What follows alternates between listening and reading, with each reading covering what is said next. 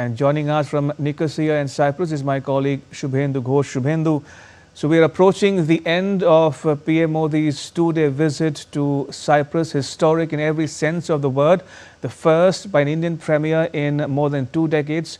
Talk to us a bit, if you will, about the significant substantive outcomes from the visit. You're right, Ramesh. It was truly a historic visit. Just in moments, it will conclude as Prime Minister now approaches for the second leg of his tour to Canada.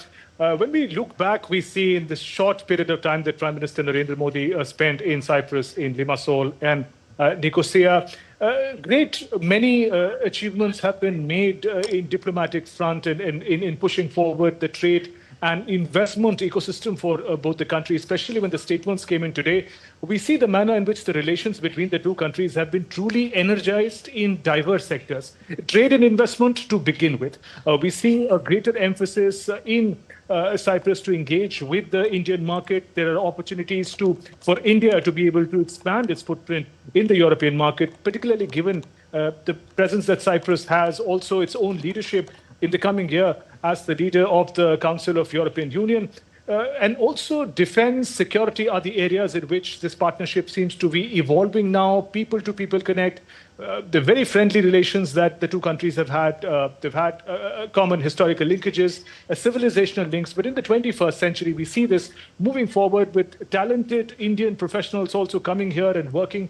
So a positive ecosystem is being created by the leaders so that this engagement, the scope of it could be expanded. There is a trade of about $150 million between the two countries, which Prime Minister said the scope of it to expand is so much more. Also, technology, artificial intelligence found not just special mention, but very concrete steps in a manner in which the two countries could cooperate and enhance each other's capability. But perhaps one of the things that this visit will be remembered for would be the great symbolism. Remember, first visit of Prime Minister Modi after the Pahalgam terror attack, the Operation Sindoor. And here, the president of Cyprus, in no uncertain terms, and he said that I publicly once again condemn the menace of terrorism in all its forms and manifestations. So in that sense, we see the kind of partnership that India and Cyprus represent across the seas. And India has also, time and again, reiterated its point that it supports Cyprus's reunification in a peaceful manner. Turkey was called out for its hegemonic ways in the region very clearly.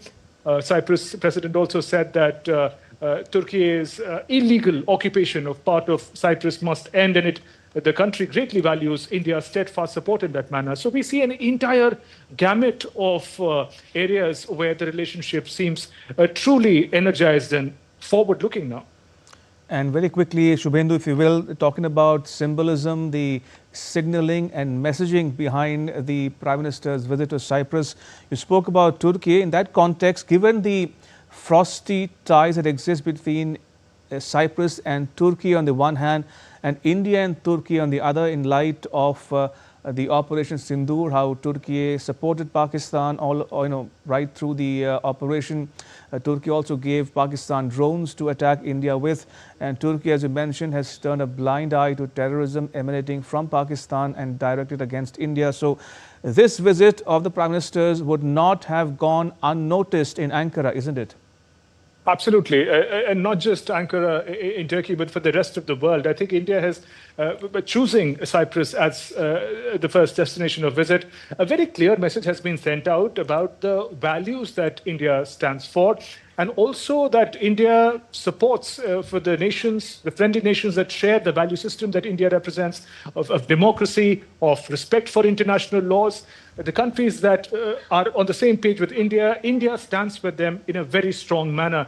So on the one hand, the Cyprus president spoke about supporting India in the context of cross-border terrorism. India also very clearly spoke about the manner in which it continues to stand with Cyprus's right to reunification. And in both cases, I think the hints were very clear about the role that Turkey is playing in the current geopolitics. The messaging is also for the rest of the world as to India is confidently standing on the foundation of its values and confidently standing with nations who share these values. Indeed, as Shubhendu is reporting there from Nicosia, the Prime Minister is approaching the end of his 2-day visit to Cyprus, and he will travel onwards to Canada for the G7 summit. Shubhendu, thank you. Appreciate it.